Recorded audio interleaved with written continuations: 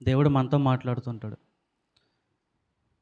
ఈ 3 రోజులని కాదు కానీ, వాక్యం ఎప్పుడు వినబడినా సరే, దేవుడు ఎందుకు మనకు వాక్యం వినిపిస్తున్నాడు అన్న విషయం మనం గుర్తుపెట్టుకోవాలి. ఏ విషయం అంటే, దేవుడు నాలో ఏదో లోపం ఉంది, అది నేను సరి చేసుకోవాలి అన్న విషయం మనం ఎప్పుడు గుర్తుపెట్టుకోవాలి. అంటే మన ఆత్మీయ జీవితం మెరుగుపడాలని దేవుడు కోరుకుంటున్నాడు. దేవుడు అలా కోరుకొనే మనకు వాక్యం అనేది వినిపిస్తూ ఉంటాడు. ఇలా వాక్యం మనకు వినబడుతున్నప్పుడు మనం ఏమనుకోవాలంటే, ఆ వాక్యాన్ని మనం ఏమని గ్రహించాలంటే, ఇది దేవుడు నాతో మాట్లాడుతున్నాడు అన్న విషయం మనం మొదట గుర్తుపెట్టుకోవాలి. ఎందుకు ఈ మాట నేను చెబుతున్నానంటే, బైబిల్లో మనకొక మాట కనబడుతుంది. తెస్సలోనికి రాసిన మొదటి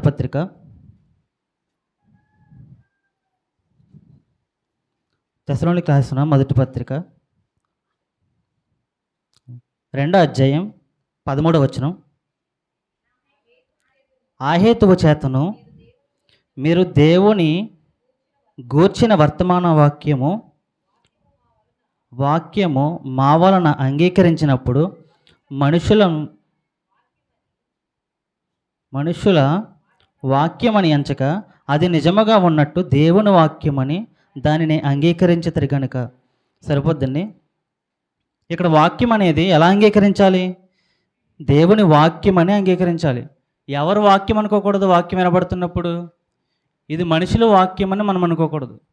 అంటే వాక్యం మనకి వినబడుతున్నప్పుడు మనం ఏమనుకోవాలంటే, ఇది దేవుడే నాతో మాట్లాడుతున్నాడు అన్న విషయం మనం గ్రహించాలి. ఎందుకు దేవుడి మాట వ్రాయించాడంటే, వాక్యం వినబడుతున్నప్పుడు మనుషులు ఏమనుకుంటారు? నా గురించే మాట్లాడాడు, నన్ను ఉద్దేశించి మాట్లాడాడు మనుషులు అనుకుంటారు. అందుకే దేవుడు ఏమని వ్రాయించాడంటే, మీరు వాక్యం వినబడుతున్నప్పుడు ఇది మనుషుల వాక్యం అని ఎంచక దేవుని వాక్యం అని ఎంచండి అని దేవుడు మాట్లాడుతున్నాడు. అంటే వాక్యం వినబడుతున్నప్పుడు ఇది ఎవరి కోసం అని అనుకోవాలంటే, దేవుడు నాతో మాట్లాడుతున్నాడు. నేను వాక్యం వినబడుతున్నప్పుడు నాలో సరి చేసుకోవాల్సిన లోపాలు ఏమైనా ఉంటే నేను సరి చేసుకోవాలి అని మనం మొదట గ్రహించాలి. అందుకే దేవుడు ఏమని వ్రాయించాడంటే, మనుషుల వాక్యం అనుకోకండి. వాక్యం మాట్లాడుతున్నప్పుడు అది దేవుని వాక్యం అని ఎంచి దాన్ని అంగీకరించాలని దేవుడు మాట్లాడాడు. ప్రియమైన వాళ్ళరు, మనకు అపోస్తల కార్యాల్లో ఒక మాట కనబడుతుంది. సమయం లేదు కాబట్టి నేను ఫాస్ట్గా వెళ్తున్నాను. మీరు చెబుతున్న విషయాలు కొంచెం అర్థం చేసుకోవడానికి ప్రయత్నించండి, ఏం మాట్లాడుతున్నాను అన్నది. అపోస్తల కార్యాలు 7వ అధ్యాయం 51వ వచనం. 7వ అధ్యాయం 51వ వచనం.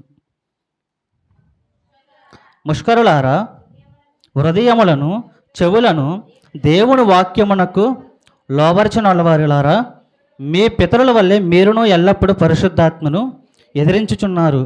ఇక్కడ వాక్యం వినబడుతున్నప్పుడు వీరు ఎలా ఉన్నారంట?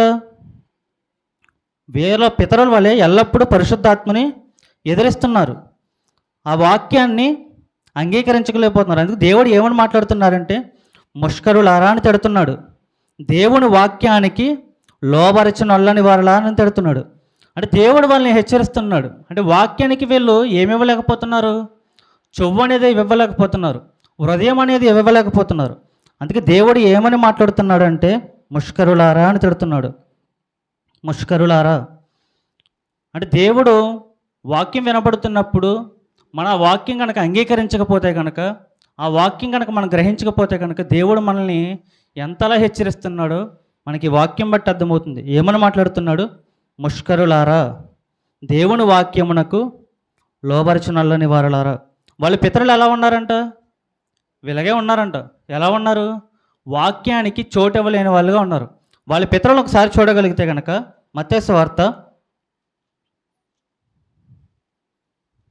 వాళ్ళ పితరులు ఎలా ఉన్నారన్నది యేసుక్రీస్తు వారు వాళ్ళని హెచ్చరిస్తున్న సందర్భం మనకి బైబిల్లో కనబడుతుంది. మత్తయి సువార్త 23వ అధ్యాయం 27వ వచనం. అయ్యో, వేషధారులైన శాస్త్రులారా, పరిసయ్యులారా, మీరు సున్నము కొట్టిన సమాధులను పోలి ఉన్నారు. సరిపోద్దండి. ఇక్కడ వీళ్ళ పితరులు ఎలా ఉన్నారు? సున్నము కొట్టిన సమాధుల వలె ఉన్నారు. అంటే వీళ్ళ పితరులు కూడా ఎలా ఉన్నారంటే వాక్యాన్ని అంగీకరించలేని స్థితిలో ఉన్నారు. వాక్యం చెబుతున్నప్పుడు ఇది మా కోసమే దేవుడు మాట్లాడుతున్నాడు అన్న విషయం వీళ్ళు గ్రహించుకోలేని స్థితిలో ఉన్నారు. వాక్యం వినబడుతున్నప్పుడు గ్రహించుకోలేని స్థితిలో ఉన్నారు. ఈ వాక్యం వినబడుతున్నప్పుడు మనకి రెండు రకాల ప్రజలు కనబడతారు. రెండు రకాల ప్రజలు కనబడతారు. వాక్యం వినబడుతున్నప్పుడు రెండు రకాల ప్రజలు కనబడతారు. ఈ మొదటి రకం ప్రజలు ఎలా ఉంటారంటే అపోస్తుల కార్యాలు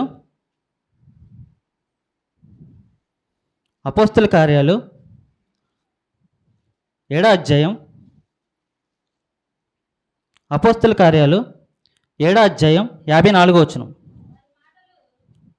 వారి మాటలు విని కోపముతో మండిపడి అతనిని చూచి పండ్లు కొనికిరి. సరిపోద్దండి. ఇక్కడ వాక్యం వినబడుతున్నప్పుడు ఎవరిని చూసి పండ్లు కొరికారంట? చెబుతున్న వ్యక్తిని చూసి పండ్లు కొరికారు. మండిపడి అన్న అక్కడ పుట్టినట్లో ఏమనుంది? 2లో తమ హృదయమందు కింద పుట్టినట్లో హృదయమందు ఎలా ఉన్నారంటే వీళ్ళు నరకబడిన వారే ఉన్నారు. ఎలా ఉన్నారు? నరకబడిన వారే ఉన్నారు. వీళ్ళు మొదటి రకం. అంటే వాక్యం వినబడుతున్నప్పుడు వీళ్ళు ఎలా స్పందించారంటే నరకబడిన వారిగా స్పందించారు. అంటే వాక్యాన్ని ఏం చేయలేకపోతున్నారు? వీళ్ళు అంగీకరించలేకపోతున్నారు. అది మా కోసమే దేవుడు మాట్లాడాడు అన్న విషయాన్ని వీళ్ళు ఏం చేయలేకపోతున్నారు? గ్రహించుకోలేకపోతున్నారు. అంటే హృదయంలో ఏమొచ్చేస్తుందండి? వీళ్ళకి కోపం వచ్చేస్తుంది. మా కోసమే మాట్లాడాడు, మమ్మల్ని హెచ్చరిస్తాడా, మమ్మల్ని అనడానికి ఎంత ధైర్యం అని వీళ్ళు ఏం చేస్తున్నారంటే హృదయంలో నరకబడిన వారుగా ఉంటున్నారు. అంటే మండిపడిపోతున్నారు. అందుకే అపోస్తలులు ఎక్కడా కూడా మనుషుల గురించి ఆలోచించుకోకుండా దేవుని వాక్యం చెప్పారు. ఎక్కడ కూడా అపోస్తలులు మనుషుల గురించి ఆలోచించుకోకుండా దేవుని వాక్యం అనేది చెప్పారు. అందుకే వాళ్ళ ఉద్దేశం ఎలా ఉందంటే మేము దేవుని ఎదుట బోధిస్తున్నాం, దేవుడు చెప్పమన్నది మేము చెప్పాలి, లేదా దేవుడు మనల్ని లెక్కడుగుతాడన్న విషయం వాళ్ళు ఎప్పుడు కూడా గుర్తుపెట్టుకొని దేవుని వాక్యాన్ని అలాగే బోధించేవారు. వాళ్ళు అలాగే బోధించారు. అపోస్తల కార్యాలు 5వ అధ్యాయం చూడండి. 5వ అధ్యాయం 29వ వచనం. అందుకు పేతురును అపోస్తలులను మనుషులకు కాదు దేవునికే మేము లోబడవలను కదా. సరిపోద్దండి. ఇక్కడ పేతురు గారు అపోస్తలులను మనుషులకు కాదు దేవునికే మేము లోబడవలని కదా. అంటే వీళ్ళు ఎవరికి లోబడుతున్నారు? దేవునికి లోబడుతున్నారు, మనుషులకు కాదు. అంటే వాక్యం చెబుతున్నప్పుడు మేము ఎవరి ఎదుట బోధిస్తున్నామని వీళ్ళు బోధించారంటే దేవుని ఎదుటే మేము బోధిస్తున్నామని బోధించారు. వాళ్ళని ఎన్ని మాటలన్నా ఎంత ఇబ్బంది పెట్టినా సరే వాళ్ళు వాక్యం చెప్పే విషయంలో ఎక్కడ కూడా రాజీ పడలేదండి. చెప్పవలసింది చెప్పారు. ఎంత శ్రమైనా ఇబ్బంది అయినా సరే వాళ్ళు చెప్పవలసింది చెప్పారు. అదే అధ్యాయంలో 33వ వచనం చూడండి. వారు ఈ మాట విని అత్యాగ్రహము తెచ్చుకొని వీరిని చంపనుద్దేశించి. తెచ్చుకొని అన్నది నాలుగు పుట్టినోట్లు ఏముంది? హృదయమందు నరకబడిన వారే. అంటే వీళ్ళు అక్కడ మనం చూసా కదా మండిపడి అని, ఇందాక పుట్టినోట్లో మండిపడి ఉంది, ఇక్కడ కూడా ఏముంది? తెచ్చుకొని అని ఉంది. అత్యాగ్రహము తెచ్చుకొని అంటే అక్కడ కూడా హృదయమందు వాళ్ళు ఎలా మారిపోయారంటే నరకబడిన వారుగా మారిపోయారు. ఇక్కడ కూడా వాక్యం విని వీళ్ళు ఎలా మారారంటే నరకబడిన వారుగా మారిపోయారు. ఇలా మారి వీళ్ళకు కోపం వచ్చి ఎలా మారారంటే చంపడానికే ప్రయత్నం చేస్తారంట. వాక్యం చెబుతున్నప్పుడు చెప్పే వ్యక్తిని, హెచ్చరించే వ్యక్తిని వీళ్ళు ఏం చేయడానికి ఆలోచన చేశారు? చంపడానికి ఆలోచన చేశారు. అంటే వీళ్ళు ఎందుకు చంపడానికి తెగించారంటే దేవుడు వాక్యం వినబడుతున్నప్పుడు వీళ్ళకి మా కోసమే మాట్లాడాడన్న ఆలోచన వచ్చి మమ్మల్ని తిడతాడా, మమ్మల్ని హెచ్చరిస్తాడన్న ఆ ఆలోచన బట్టి అపోస్తుల్ని చంపడానికే ప్రయత్నం చేశారు. నేను 2 రకాల వ్యక్తులు మనకు బైబిల్లో కనబడతారని చెప్పాను. రెండు రకాల వ్యక్తులు మనకు బైబిల్లో కనబడుతారని చెప్పారు. ఈ వ్యక్తులు ఎలా ఉన్నారంటే హృదయమందు నరకబడిన వారుగా ఉన్నారు. హృదయమందు నొచ్చుకునే వారుగా వీళ్ళు లేరు. హృదయమందు నరకబడేవారుగా ఉన్నారు. అంటే వీళ్ళు చంపడానికి కూడా వెనకాలేదు అపోస్తుల్ని. అంటే వీళ్ళు ఏం చేస్తున్నారంటే వాక్యాన్ని అంగీకరించలేకపోతున్నారు. వాక్యాన్ని అంగీకరించలేకపోతున్నారు. ఇది మొదటి రకం. మనకి రెండో రకం కూడా బైబిల్లో కనపడుతుంది. వాక్యం విని ఎలా స్పందించారో, వాక్యం విని ఎలాంటి ఆలోచన కలిగి ఉన్నారో రెండో రకం కూడా మనకి బైబిల్లో కనపడుతుంది. అపోస్తుల కార్యాలు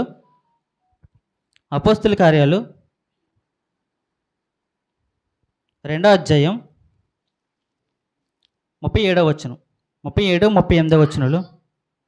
వారు ఈ మాట విని హృదయములో నొచ్చుకొని, సోదరులారా మేమేమి చేతుమని పేతురును కడమ అపోస్తులను అడగగా, పేతురు మీరు మారు మనసు పొంది పాప క్షమాపణ నిమిత్తము ప్రతివాడు యేసుక్రీస్తు నామమున బాప్తిస్మము పొందుడి.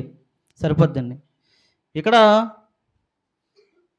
పేతురు గారు వాక్యం చెబుతున్నప్పుడు వీళ్ళ హృదయంలో ఏం చేశారంట? నొచ్చుకున్నారు. అక్కడేమన్నా ఉంది?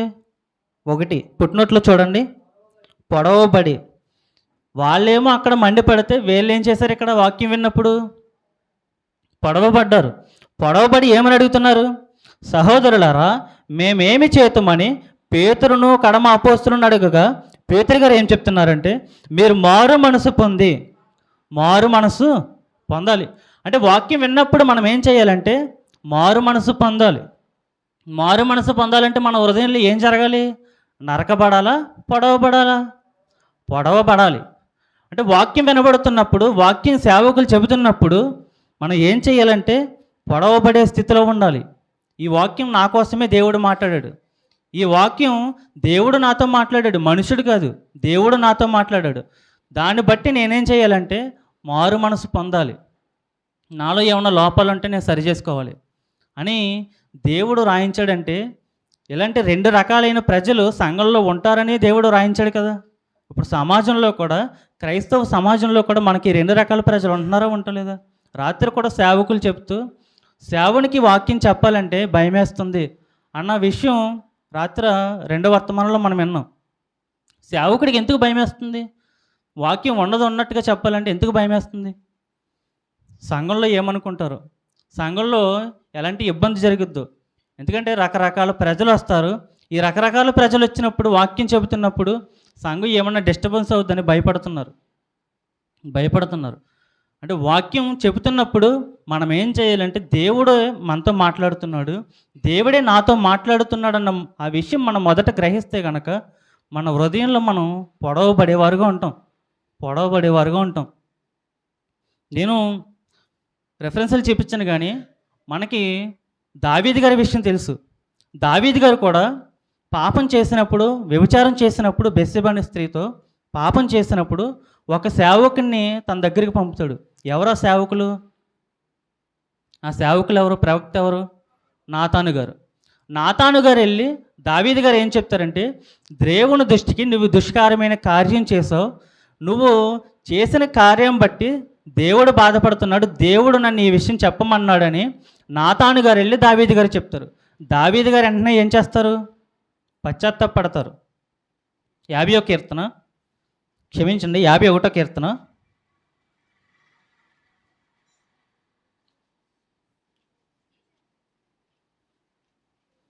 దావీదు గారి సందర్భం మీకు అందరికీ తెలిసిందే కాబట్టి రెఫరెన్స్లు తీయించలేదు. మనం దావీదు గారు ఎలా స్పందించారో నాతాను గారు చెప్తున్నప్పుడు ఆ విషయం చూడగలిగితే కనుక 51వ కీర్తన 4వ అధ్యాయం, నీకే విరోధముగా నేను పాపము చేసి ఉన్నాను, నీ దృష్టి ఎదుట నేను చెడుతనము చేసి ఉన్నాను, కావున ఆజ్ఞ ఇచ్చినప్పుడు నీవు నీతిమంతుడుగా అగపడదు, తీర్పు తీర్చినప్పుడు నిర్మలుడుగా అగపడదువు.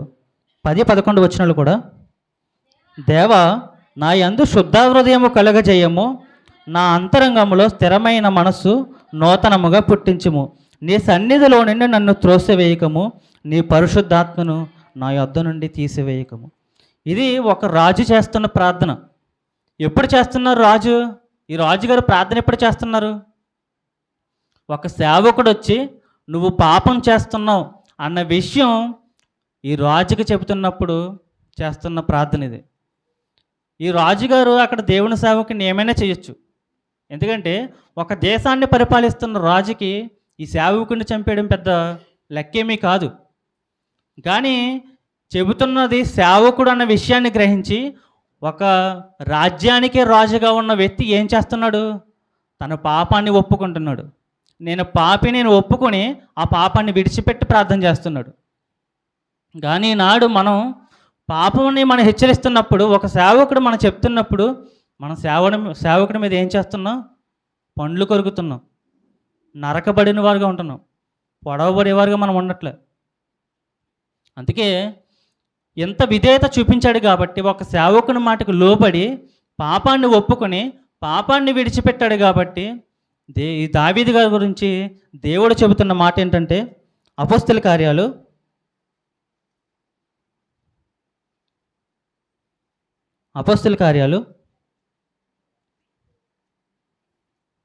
13వ అధ్యాయం. అపోస్తల కార్యాలు 13వ అధ్యాయం 22వ వచనం. తరువాత చదవండి. దావీదును వారికి రాజుగా ఏర్పరిచెను, మరియు ఆయన, నేను యెషాయి కుమారుడైన దావీదును కనుగొంటిని. అతడు నా ఇష్టానుసారుడైన మనుష్యుడు, అతడు నా ఉద్దేశములన్నీ నెరవేర్చినని చెప్పి అతనిని గూర్చి సాక్ష్యం ఇచ్చాను. అంటే ఒక వ్యక్తి పాపం ఒప్పుకున్నప్పుడు, సేవకుడు చెప్పిన తర్వాత ఈ పాపం నేను చేశానని ఒప్పుకున్నప్పుడు, తనలో ఉన్న లోపాలను సరిచేసుకున్నప్పుడు దేవుడు ఇస్తున్న సాక్ష్యం ఏంటంటే, అతడు నా ఇష్టానుసారుడైన మనుష్యుడు, అతడు నా ఉద్దేశములన్నీ నెరవేర్చునని చెప్పాను. అంటే దేవుడు ఎంతలా మెచ్చుకుంటున్నాడంటే, తనని నా ఇష్టానుసారుడైన మనుషుని అంటున్నాడు, నా ఉద్దేశాలన్నీ నెరవేర్చిన మనుషుని అంటున్నాడు. అక్కడేమంటున్నాడంటే, ముష్కరులారా అని తిడుతున్నాడు, వేషధారులారా అని తిడుతున్నాడు. ఇక్కడ దేవుడు ఏం చేస్తున్నాడు? తనని మెచ్చుకుంటున్నాడు. అంటే పాపాన్ని విడిచిపెట్టే దేవుడు ఏం చేస్తాడంటే మెచ్చుకుంటాడు. దేవుడు మనం ఈ భూమిని విడిచిపెట్టి దేవుని దగ్గరికి వెళ్ళిన తర్వాత బలా నమ్మకమైన మంచి దాసుడు అని అనిపించుకోవాలంటే మనం ఆయన ఎదుట ఆయన చెప్పే ప్రతి వర్తమానానికి, ఆయన ఇచ్చే ప్రతి మాటకి మనం లోబడి మనం తలొగ్గితే గనక దేవుడు పరలోకానికి వెళ్ళిన తర్వాత మనల్ని మెచ్చుకుంటాడు. మనం ఎలాగైతే మన పితరులు ఎలా ఉన్నారో యూదులు, వాళ్ళ వలే మనం ఉంటే కనుక మనల్ని కూడా అలాగే తిడతాడు. వేషధారులారా, ముష్కరులారా, మీరు వాక్యానికి చెవునివ్వలేదు అని తిడతాడు. దావీదు గారిలాగా మనం ఉంటే కనుక, నా ఇష్టానుసారుడైన మనుషుడు, నా ఉద్దేశాలన్నీ నెరవేర్చినవాడు. పాపాన్ని విడిచిపెడితే దేవుడు ఎలా మాట్లాడతాడు, పాపాన్ని విడిచిపెట్టకపోతే వాళ్ళ మాట్లాడతాడు. అంటే ఏదైనా సరే మనల్ని బట్టే ఉంటుంది. దేవుడు వాక్యం మనకు వినబడుతున్నప్పుడు మనం లోబెడితే దేవుని దగ్గర మన స్థాయి ఒకలా ఉంటుంది. మనం లోబడకపోతే కనుక మన స్థాయి వేరేలా ఉంటుంది. ఈ రెండు విషయాలు కూడా దేవుడు మన చేతిలోనే పెట్టాడు. అందుకే మనం మొదటగా చూసుకున్నది ఏంటంటే, ఇది మనుషుల వాక్యం అని కాక దేవుని వాక్యం అని మనం అంగీకరించాలి. దేవుని వాక్యం మనం అంగీకరిస్తే కనుక దేవుడు మన జీవితాలని సరిచేస్తాడు. మనం ఆయనకు లోబడితే కనుక ఆ నిత్య జీవాన్ని మనకి ఇస్తాడు. అట్టి వారిగా మనం ఉండాలని కోరుకుంటూ ఈయన మాటలు ముగిస్తున్నాను. అందరికీ వందనాలు. చిన్న ప్రార్థన చేసుకున్న తర్వాత అధ్యక్షుల వారికి సమయాన్ని అప్పగిస్తాను. ప్రార్థనలు ఏకీభవించండి.